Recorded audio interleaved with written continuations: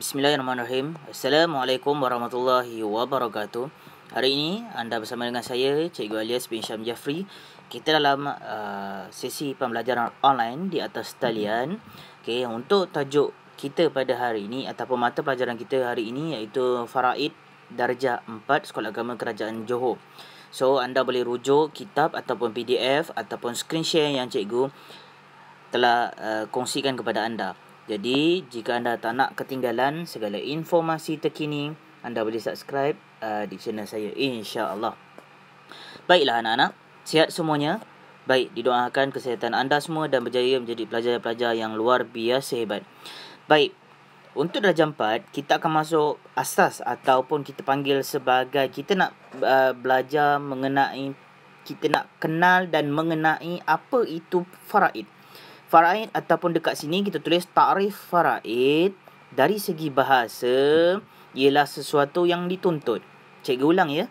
Pengertian faraid ataupun ta'rif faraid ialah sesuatu yang dituntut. 2. Ta'rif faraid dari segi bahasa. Dari segi bahasa ni apa? Lebih dalam, lebih detail. Baik. Faraid ini dari segi bahasanya merujuk kepada sesuatu yang dituntut. Dari segi syarak, okey. Dan tadi dari segi bahasa asalnya sesuatu yang dituntut. Dari segi syarak, okey. Takrif pengertian faraid iaitu bahagian yang yang telah ditentukan oleh syarak untuk waris daripada peninggalan si mati. Kita rujuk. Okey, contoh. Okey, Ali, okey, contoh, Abu dan Aminah berkahwin. Ada anak 2 orang. Abu dan Aminah meninggal. Jadi, ada duit simpanan 10,000 nak dibagikan kepada anak dia 2 orang. So, ada bahagian-bahagiannya. Jadi, kita ulang semula. Takrif pengertian faraid dari segi syarak ialah bahagian yang ditentukan oleh syarak untuk waris daripada peninggalan si mati. Itu dia. Jelas Baik, seterusnya kita tengok dekat sini. Bagaimana dalil pelaksanaan hukum faraid? Daripada mana hukum-hukum faraid ini? Dia diambil daripada semestinya Al-Quran, kitab rujukan kita. Okay, yang kedua, hadis. Dan yang ketiga, ijma' ulama'. Ijma' ulama' ni apa dia? Ijma' ulama' ini adalah kata-kata sepakat hasil perbincangan ulama', alim-alim ulama' pada zaman dahulu. Begitu. Dan diselaraskan satu hukum. Contohnya apa? Benda tu mungkin tak ada lagi pada ketika itu, baru je muncul. Jadi nak tahu asas hukumnya macam mana, perbincangan bersama. Itulah ijma' ulama'. Baik, kita tengok dekat sini. Okey. Sahabat masyhur dalam ilmu faraid. Sahabat yang masyhur, maksudnya dekat sini sahabat-sahabat Nabi yang mana sangat-sangat pandai, sangat-sangat mahir dalam ilmu faraid. Yang pertama, ada 4 orang Yang pertama, Sayyidina Ali bin Abu Talib. Yang kedua, Sayyidina Abdullah bin Abbas. Yang ketiga, Sayyidina Abdullah bin Mas'ud. Yang keempat, Sayyidina Zaid bin Sabit. Itu adalah 4 orang sahabat yang sangat masyhur. Masyhur ini terkenal dengan ilmu faraid, sangat-sangat pandai, sangat-sangat mahir. Okey. Baik, seterusnya faedah ataupun apa kebaikan kita mempelajari ilmu faraid. Okey, ilmu faraid ini yang pertama ialah Rasulullah sallallahu alaihi wasallam menggalakkan kita mempelajari ilmu faraid kerana ilmu itu adalah sebahagian daripada ilmu agama. Benar. Okey, awak kena faham. Kalau kita tak, ilmu faraid ni berkenaan dengan pembahagian harta pusaka. Dia lebih kurang macam matematik lah. Ada angka-angka dan sebagainya. So, nak diuruskan harta, nilai-nilai tu, hutang piutang, bayar itu, bayar ini, ikut cara Islam dan berikan kepada orang yang layak. Siapa dia? Waris-waris. Okey, so jadi kita ulang semula. Rasulullah SAW sangat-sangat menggalakkan kita mempelajari ilmu faraid kerana ini adalah sebagai ilmu agama. Ada orang cakap tak nak lah, susah lah faraid apa sebab. No, tak ada. Kita belajar. Sebenarnya tak susah kalau kita faham konsep. Baik, yang kedua, dapat menentukan kadar hak tiap-tiap seorang waris yang berhak daripada pusaka.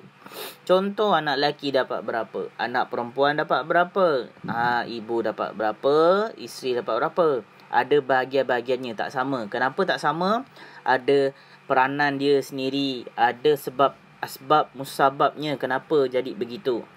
Nanti kita akan huraikan lebih panjang untuk episod akan datang. Seterusnya, yang ketiga, faedah kita pelajari ilmu faraid ni apa dia? Mengelakkan pergaduhan dan perebutan harta pusaka. Biasa rebut harta pusaka ni dia kat mana-mana ada. So jadi kalaulah kita belajar faraid, kita dah faham konsep, maka tak adalah isu kita tak tahu. Akhirnya kita nak bergaduh dan sebagainya. So jadi penting sangat kita mendalami ilmu faraid. 4. Menjauhi daripada kezaliman dan kesalahan dalam pembahagian harta pusaka. Tahu tak apa maksud zalim? Zalim ini kejam. Murid-murid, maksudnya kejam. Kejam ni maksudnya bagaimana? Contoh, patutnya itu hak orang ataupun hak orang lain ataupun hak anak yatim, tapi kita tak bagi. Ataupun kita tak bagi yang setimpal. So, kita dah berlaku kejam kepada dia. Mungkin agaknya dia patut dapat harta pusaka untuk diteruskan kehidupan selepas kematian suami. Tapi kita tak bagi yang sepatutnya kat dia. Akhirnya dia hidup susah, dia merempat, buat perkara-perkara jahat. Kan kita sifatnya kita zalim kepada dia dan akhirnya kita menggalakkan berlaku perkara yang tak elok. Jelas Baik, setakat ini jelas anak-anak? Baik, kita ulang balik semula pengertian faraid dari segi bahasa ataupun asas saja, sesuatu yang telah dituntut ataupun ditentukan. Dituntut dalam agama. Tapi dekat sini nak lebih bunda faham sesuatu yang ditentukan. Ditentukan apa dia? Ada bahagian-bahagiannya. Baik, seterusnya dari segi syarak, bahagian yang ditentukan oleh syarak untuk waris daripada peninggalan si mati. Baik. Dengar benda ni penting takut saya tersalah sebut tadi. Baik, ini dari segi syarak, iaitu sesuatu yang ditentukan oleh syarak untuk waris daripada peninggalan si mati. Nilai-nilainya berapa? Jelas Baik. Kita ulang kaji balik. Apa faedah mempelajari ilmu faraid? Satunya, Rasulullah cakap ia adalah salah satu ilmu agama, maka bagus dalami. 2. Elakkan daripada perebutan harta pusaka ataupun menjadi pergaduhan, perdebatan dan sebagainya. Ni ada gambar orang berebut. Tak nak macam tu. Itu contohnya. Setakat ni jelas ya. Baik. Untuk episod akan datang, kita akan masuk bab rukun mempusakai. Dan seterusnya pecahan-pecahan mempusakai harta. Ni lebih panjang untuk episod akan datang. Boleh anak-anak? Baik, cukup sampai di sini dahulu. Kita akan sambung di pelajaran yang seterusnya, sesi kelas akan datang, insya-Allah.